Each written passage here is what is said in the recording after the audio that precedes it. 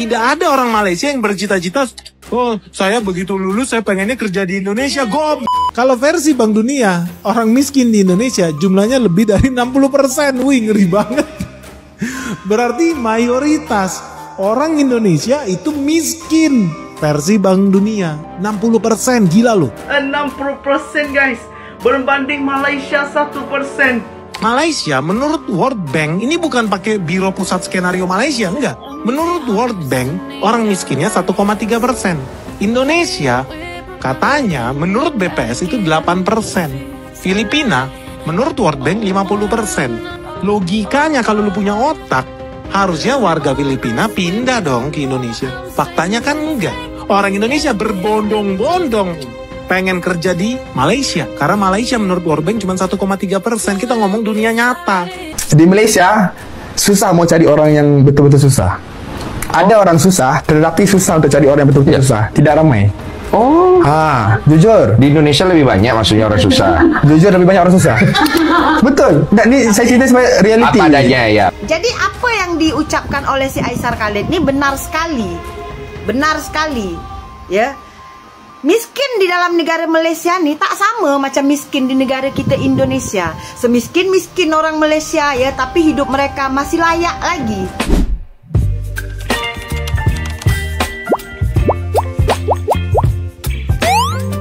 Nama saya Ria Oktorina. Hari ini saya ingin bicara jujur, bukan untuk menjatuhkan negara kita tercinta, tapi justru untuk membuka mata. Mengapa realitas hidup kita tidak selalu sejalan dengan angka-angka indah yang sering diumumkan? Karena hari ini data dari World Bank menunjukkan satu fakta menarik. Angka kemiskinan di Malaysia hanya 1,3%. Sementara di Indonesia, menurut data resmi BPS, angkanya 8%. Kalau kita percaya begitu saja angka-angka ini, seharusnya Indonesia terlihat jauh lebih baik dibanding negara lain seperti Filipina yang menurut World Bank tingkat kemiskinannya mencapai 50%. Tapi, mari kita turun ke bumi, lihat dengan mata kepala sendiri, apakah kenyataan di lapangan seperti itu? Alhamdulillah guys, yes, vamos Indonesia, kita nomor 2 guys. Jumlah penduduk miskin guys ya. Wah, 60% guys. Tanya pemerintah Indonesia atas kejayaan ini guys ya. 60% guys, berbanding Malaysia 1%. Nah, Indonesia 60% tadi guys. Alhamdulillah. Oh my god guys, bagi aku guys, aku memang terus terang kita ucapkan terima kasih kepada pemerintah Indonesia kerana rupiah kita melemah dan kita mempunyai rakyat yang kemiskinannya 60% makin ramai. Dan di kedepannya lagi guys, generasi emas Indonesia mungkin kita akan capai 180%. Dan wah, aku mau sedih guys. Dengan kejayaan ini guys, aku memang berbangga. Dan aku mengharapkan lagi guys, lagi ramai rakyat Indonesia yang akan melihat benda ini. Dan pemerintah Indonesia, come on, we want a talk, we talk a talk. Okay, Assalamualaikum. Ayo Indonesia, come on. Malaysia menurut World Bank, ini bukan pakai Biro Pusat Skenario Malaysia, enggak. Menurut World Bank, orang miskinnya 1,3%. Indonesia, katanya menurut BPS itu 8%. Filipina, menurut World Bank 50%. Kalau yang miskin di Indonesia cuma 8%, sementara yang di Filipina yang miskin 50%, logikanya berarti hari ini warga Filipina berbondong-bondong pindah tinggal di Indonesia. Iya dong, yang miskin di sini cuma 8%. Iya dong, versi BPS. Yang di Filipina 50%, versi World Bank. Logikanya kalau lu punya otak, harusnya warga Filipina pindah dong ke Indonesia. Faktanya kan enggak. Yang ada apa? Yang ada warga Indonesia justru berbondong-bondong pengen kerja di Vietnam. Yang miskinnya 18,2%, lebih tinggi dari BPS. BPS punya 8%. Faktanya orang Indonesia pengen banget bisa kerja di Vietnam. Orang Indonesia pengen banget bisa kerja di Thailand. Orang Indonesia berbondong-bondong pengen kerja di Malaysia. Karena Malaysia menurut World Bank cuma 1,3%. Kita ngomong dunia nyata. Tidak ada orang Malaysia yang bercita-cita, oh saya begitu lulus saya pengennya kerja di Indonesia, gob. Nggak ada, gue pernah lihat itu. Inilah salah satu alasan Aisar Khalid bikin konten berbagi di Indonesia. Di Malaysia, susah mau cari orang yang betul-betul susah. Ada orang susah, tetapi susah untuk cari orang yang betul-betul susah. Tidak ramai. Oh, Jujur. di Indonesia lebih banyak maksudnya orang susah. Jujur lebih banyak orang susah. Betul. Dan ni saya cerita sebagai reality. Apa adanya ya. Kerana apa Indonesia ramai orang susah? Kerana rakyatnya ramai. Rakyatnya ramai. Yes, rakyatnya kan hampir 300 juta kan, hampir. Ya, hampir 300 juta. 270 kan kurang lebih. Jadi ramai orang susah. Saya rasa dekat sini macam contoh tepi-tepi jalan banyak gerobak-gerobak. Di Malaysia mana ada gerobak-gerobak bro? Oh ya. Tak ada. Faham. So macam dekat sini banyak rumah-rumah yang orang yang rumah-rumah kecil-kecil buat sendiri apa semua. Di Malaysia memang susah mau cari orang-orang yang sebegitulah. Ada, tapi di provinsi-provinsi yang jauh-jauh baru ada. Kalau Indonesia ni everywhere ramai orang susah. So saya rasa bila contohnya kalau Malaysia kan, contoh Malaysia saya bagi abang 100,000 contoh ya. 100,000 Malaysia macam terima kasih gitu. Biasa aja. Kalau Indonesia bang terima kasih bang. Oh, sampai sujud-sujud. Beda. Beda. Itu bikin kamu tersentuh. Ada tengok podcast si Denny Sumargo nih, di mana dia mewawancarai si Aisar Khalid nih. Di situ Denny Sumargo bertanya kepada si Aisar Khalid, kenapa tak ambil pekerja orang-orang tempatan? Lalu si Aisar Khalid nih jawab, ada beberapa. Kenapa dia tak ambil pekerja tempatan? Sebab di Malaysia ni dia cakap nak cari orang yang betul-betul susah tu susah, dia cakap. Kalau ada pun orang-orang yang susah ya, macam di luar daerah lah. Dia cakap. Jadi apa yang diucapkan oleh si Aisar Khalid ni benar sekali. Benar sekali. Ya. Miskin di dalam negara Malaysia ni tak sama macam miskin di negara kita Indonesia. Semiskin-miskin orang Malaysia ya, tapi hidup mereka masih layak lagi. Kata si Aisar Khalid, kalau di Malaysia dia bagi orang duit RM100,000 lah, setara RM30 ya. Orang Malaysia tu respon dia hanya mengucapkan terima kasih, dah cukup. Tapi kalau di Indonesia kita bagi duit RM100,000, ucapan terima kasihnya itu ya sujud syukur. Begitulah kira-kira ya. Jadi apa yang diucapkan Aisar Khalid ni ya memang betul sekali. Di Indonesia memang lebih banyak orang susah daripada di dalam negara Malaysia. Soalannya aku cuba jadi pemulung satu hari ya. Gak ini? Iya. Tarik aja? Iya, tarik. Bismillah. Pak, beli pak. Kalau macam kayak gini semua ni, bapak bisa dapat berapa? Di sini paling dapat RM50,000. RM50,000? Iya. Ya Allah. Kalau Malaysia RM15 je. Kalau satu bulan minimal 2 jutaan. 2 jutaan. Ya, itu masih kotor. Belum dipotong makan, rokok. Bapak ada utang nggak? Ya, utang banyak kan diomongin. Jangan ada utang pak.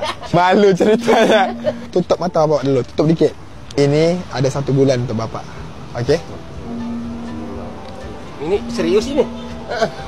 Serius. Ini kaget ini saya baru ini, saya udah 5 tahun baru terima ini, demi Allah. Demi Allah. Iya, baru ini. Ada yang ngasih ini saya. Bapak. Udah. Tak apa. Utang sama bos RM500,000. Teman-teman, mari coba kita renungi apa yang menjadi pemberitaan di Tempo. Ya, ini berita yang dari Tempo gitu ya, saya bacakan. Bayangkan, sebanyak 171,8 juta penduduk di Indonesia atau sekitar 60,3% masih hidup di bawah garis kemiskinan. Sementara di Malaysia cuma 460.000 orang atau sekitar 1,3%. Dan di Vietnam sekitar 18,3 juta atau 18,2% yang hidup di bawah garis kemiskinan. Tapi yang menjadi pertanyaannya, kok bisa sih sejauh ini bedanya? Menurut kalian apa dan kenapa? Bagi saya pribadi ini akan berdampak sangat luas sekali. Perputaran ekonomi akan semakin melambat. Kemudian masyarakat kita jauh dari kata sejahtera karena ekonominya sulit gitu ya. Dan banyak tantangan yang kemudian akan dihadapi oleh bangsa kita. Menurut kalian seperti apa? Silahkan tulis di kolom komentar ya. Good news nih buat rakyat Indonesia ya guys. Wah, luar biasa memang negerimu ini baru saja mencatatkan rekor terendah sepanjang sejarah.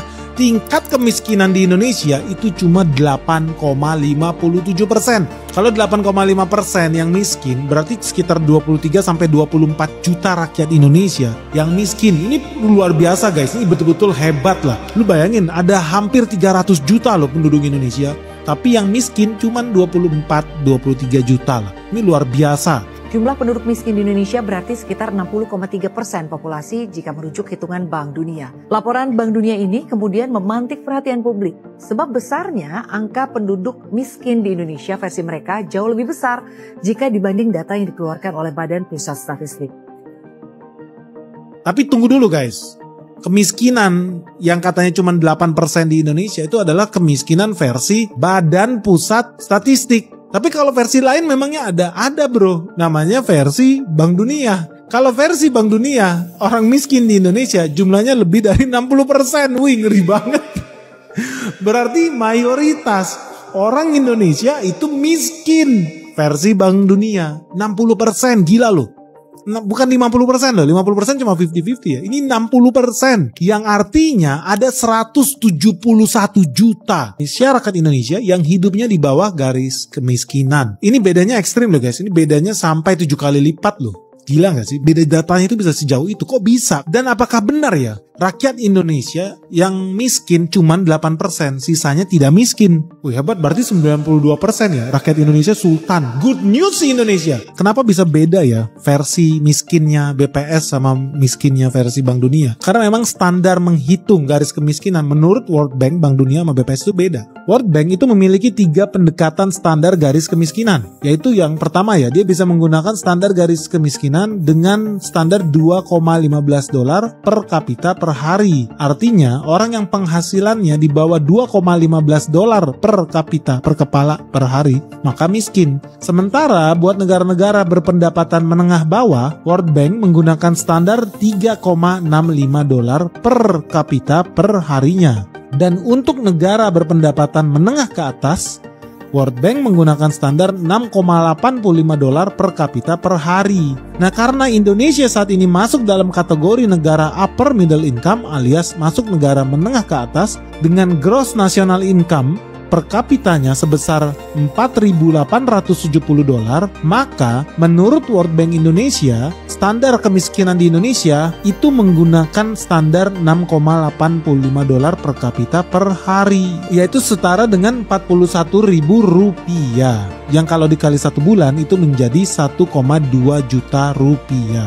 Menurut gua, data ekonomi Indonesia itu makin banyak manipulasinya. Lately, lu pasti udah dengar perdebatan antara BPS dan World Bank tentang berapa banyak jumlah warga miskin di Indonesia. Dan in case lu kepo, lu bisa baca reportnya World Bank di sini. Singkatnya, menurut versi World Bank, jumlah penduduk miskin Indonesia tercatat sebesar 60,3%. Artinya, setara 172 juta warga Indonesia tergolong sebagai penduduk miskin. Dan kenapa bisa begitu? Well, menurut World Bank, Indonesia masuk kategori negara dengan pendapatan menengah ke atas. Dengan pengeluaran idealnya itu setara $6,85 per hari atau setara 115.000 per orang per hari. Tapi yang lucu, menurut Badan Pusat Statistik agak beda nih. Jumlah penduduk miskin di Indonesia cuma 8,57% atau setara 24 juta penduduk Indonesia yang tergolong miskin. Karena perhitungan yang dilakukan BPS menggunakan data pemenuhan kebutuhan dasar yang sebesar 595.000 per bulannya. Dan data ini segitu jauh bedanya ya. Menurut gua data World Bank ini jauh lebih make sense. Karena simple aja, 595.000 per bulan sekarang bisa dapat apa sih? Nah, menurut kalian, kira-kira data mana yang menurut kalian relevan untuk menghitung angka kemiskinan di Indonesia?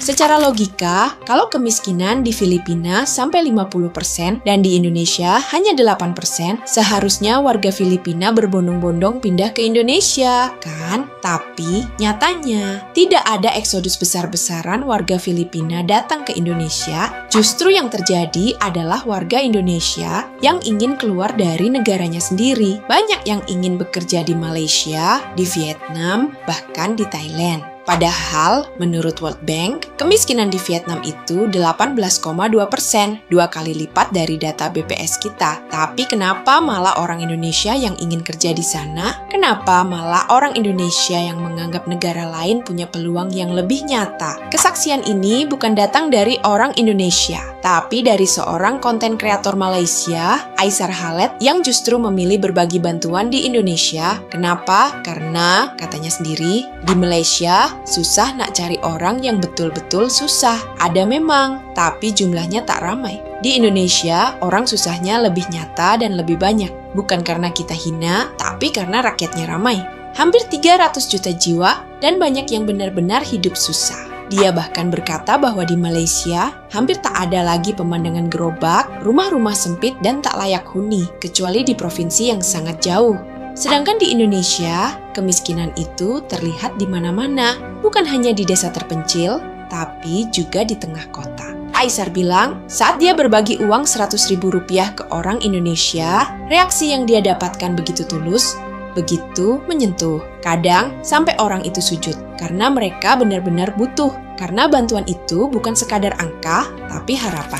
Saya, Ria Oktorina, tidak sedang menyalahkan BPS, tidak juga meremehkan statistik, tapi kita juga harus sadar data tidak selalu mencerminkan seluruh kenyataan. Bisa jadi definisi miskin yang dipakai berbeda-beda. Bisa jadi parameter yang digunakan terlalu sempit, atau mungkin yang lebih jujur, banyak warga Indonesia yang tidak terdata karena hidup di luar sistem. Di satu sisi, kita bangga angka kemiskinan hanya 8%. Tapi di sisi lain, kenapa kita sendiri merasa susah? Kenapa banyak anak muda ingin kerja di luar negeri? Kenapa warga desa rela jual tanah demi jadi TKI di Malaysia? Ini bukan soal mental miskin. Ini soal kurangnya akses pada kehidupan yang layak di dalam negeri sendiri. Bangsa yang kuat adalah bangsa yang mau jujur. Jujur mengakui masalah dan jujur mencari solusi. Jangan kita terlalu cepat berbangga dengan angka, sementara di jalanan kita masih melihat anak-anak kecil jual tisu, ibu-ibu mengais sayur busuk di pasar, dan bapak-bapak menarik becak dengan tubuh renta. Mari kita lihat, realita bukan untuk saling hina, tapi untuk saling bantu. Malaysia bisa, kenapa kita tidak? Jangan marah jika orang luar peduli dan datang berbagi di negeri kita. Justru itu tanda bahwa kita masih punya harapan. Masih ada yang melihat kita dan ingin membantu. Saya Ria Oktorina dan saya percaya Indonesia bisa lebih baik. Tapi semua itu harus dimulai dengan keberanian untuk membuka mata dan mengakui kenyataan. Karena mencintai negeri ini bukan berarti menutup-nutupi luka, tapi merawatnya agar bisa sembuh dan bangkit bersama. Baby, you give me ice and fire. You're giving me wind and rain. You're some kind of butterfly. Baby, you give me midnight. You whip up my